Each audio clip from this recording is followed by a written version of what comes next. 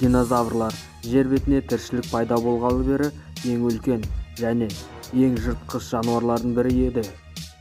Динозаврлар бірнеше жыл алдын климаттың ыстықтап кетуіне байланысты түгелдей жойылып кеткен.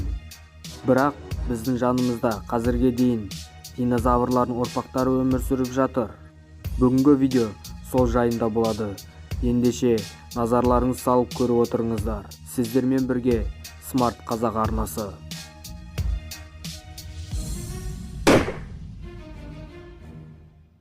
Казуарлар негізінен Австралияда өмір сүреді. Жергілікті тұрғындар қазіргі заманның динозавры деп атап кеткен. Бірақ жер бетіндегі алғашқы казуарлар 150 миллион жыл алдын өмір сүрген. Ғалымдардың айтуы бойынша бұл құстар динозаврлардан да алдын өмір сүрген. Олар орманды алқаптарда өмір сүреді. Бір қараған кезде түйеқұсты елестететін бұл құс өзіне жараса белгілері бар. Мысалы, басындағы мүйізі. Негізінен мүйіздер құстарда өте аз кездеседі. Ал бұндай мүйіздер бұл құстарға не үшін керектігін ғалымдар зерттеп жатыр. Бәлкім дұшпандарынан қорғану мақсатында. Бұдан басқа казуарларды өте қауіпті құстар санатына кіргізген. Бұл құстардың тырнақтары өте өткір, сонымен қатар сағатына 55 км-ге дейін жылдамдықты асыра алады. Сонымен қатар өзінің бойымен бірдей биіктікке секіре алады. Бұл құстар адам баласына сирек шабуыл жасайды. Егер сіз осы құстарға ұнамай қалсаңыз, ол құстар бастарын қатты қимылдатады және аяқтарымен жерді қаза бастайды. Бұндай шабуылдар өздерінің балапандарын қорғау мақсатында және өздерінің бір белгілі жерлерін қорғау мақсатында қолданады. Егер осы құсқа қарсылық танытсаңыз, соңы жақсылыққа әкеліп соқпайды. Бір айта кетерлік, олардың аяқтары да өте күшті. Егер адам баласының бір жерінен тебетін болса, ауыр жарақат әкелуі ықтимал. Аллигатор тасбақалары. Бұл жануарлар әлемде ең ұзақ өмір сүретін жануарлардың бірі. Олардың жасы 150 және 200 жылға дейін жетеді.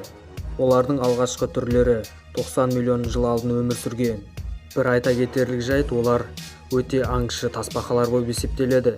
Олардың тілінің астында құртқа ұқсас дене мүшесі бар. Олар судың астында ауыздарын ашып тұрады. Жанынан өткен балықтар тілінің астындағы құртқа ұқсас затты алмақшы болады. Балық аузына кірген кезде аузын лезде жауып қалады. Аузын үлкен қылып ашуының себебінен аллигатор тасбақа атанып кеткен.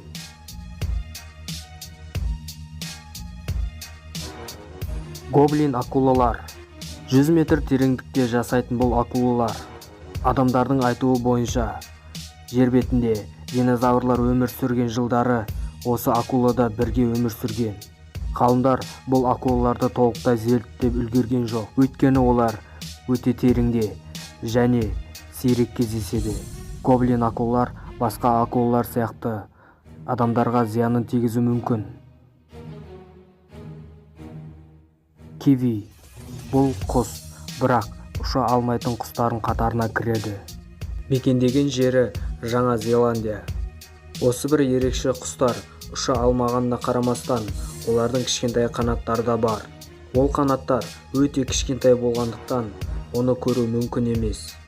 Бұл құстар 65 миллион жыл алдын пайда болған. Демек, динозаврлармен жасаған қазіргі таңдағы құстардың бірі. Олардың жұмыртқалары да үлкен. Ол жұмыртқалар туралы жергілікті тұрғындарда әңгімелерде қалыптасып кеткен. Киви сөзі осы жұмыртқадан келіп шыққан. Егер сіздерге осы видео ұнаған болса, лайктарыңыз басып арнаға жазылыңыздар. Келесі видеода кездескенше.